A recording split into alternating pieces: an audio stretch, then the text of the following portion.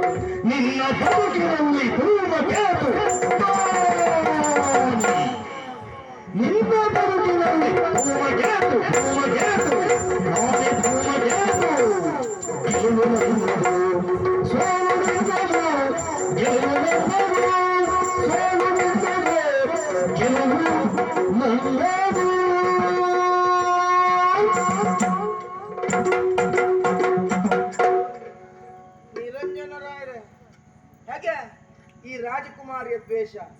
ನಿನ್ನ ಜೊತೆಗಿದ್ದಂತ ಒಬ್ಬೊಬ್ಬರನ್ನೇ ಓಡಿಸಿದ್ರೆ ನಿನ್ನ ಜೊತೆಗೆ ಯಾರಿರ್ತಾರೆ?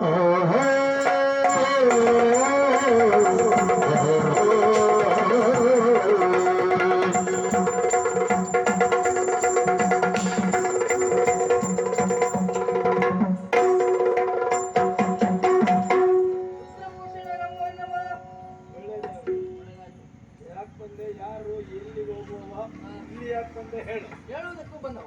ಏನದು? ಪರಿಚಯ ಆಗ್ಲಿಲ್ಲ. ಕಳಿಂಗದ ಅಧಿಕಾರಿ ಪಣಿಕೇತನ ಮಗ. ಇಲ್ಲಿ ಯಾಕೆ ಬಂದೆ? ವೀರಕೇಸರಿ ಎನ್ನುವುದಾಗಿ ಬಂದ ಉದ್ದೇಶ ಬೇರೆ ಏನೂ ಅಲ್ಲ. ನನ್ನ ತಂದೆ ಸತ್ತು ಹೋಗಿದ್ದಾರೆ. ಅದಕ್ಕೆ ನನ್ನ ಅಪ್ಪನನ್ನ ಕೊಂದದ್ದು ನಿರಂಜನ. ನಿರಂಜನನಿಗೆ ಆಶ್ರಯ ಕೊಟ್ಟಿದ್ದು ರತ್ನನಿಧಿ.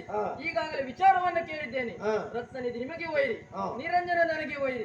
ಸಹಾಯವನ್ನ ಕೇಳಿಕೊಂಡು ಬಂದವ. ಏನು ಸಹಾಯ? ಅವನನ್ನ ಕೊಲ್ಲುವುದಕ್ಕೆ ಸಹಾಯ ಬೇಕು. ಸಹಾಯ ಮಾಡಿದ್ರೆ ನಮಗೇನ್ ಲಾಭ? ಲಾಭ ಉಂಟಪ್ಪ. ಏನದು? ಇದುವರೆಗಾಗಿ ಹಂಸ ಪಲ್ಲಕ್ಕಿಯ ಪೀಠದ ಮೇಲೆ ಆಸೆಯನ್ನು ಇಟ್ಟುಕೊಂಡವರು, ಅದು ನಿಮ್ಮ ವಶ ಮಾಡಿಸ್ತೇನೆ. ಹೌದಾ? ಹೌದಪ್ಪ.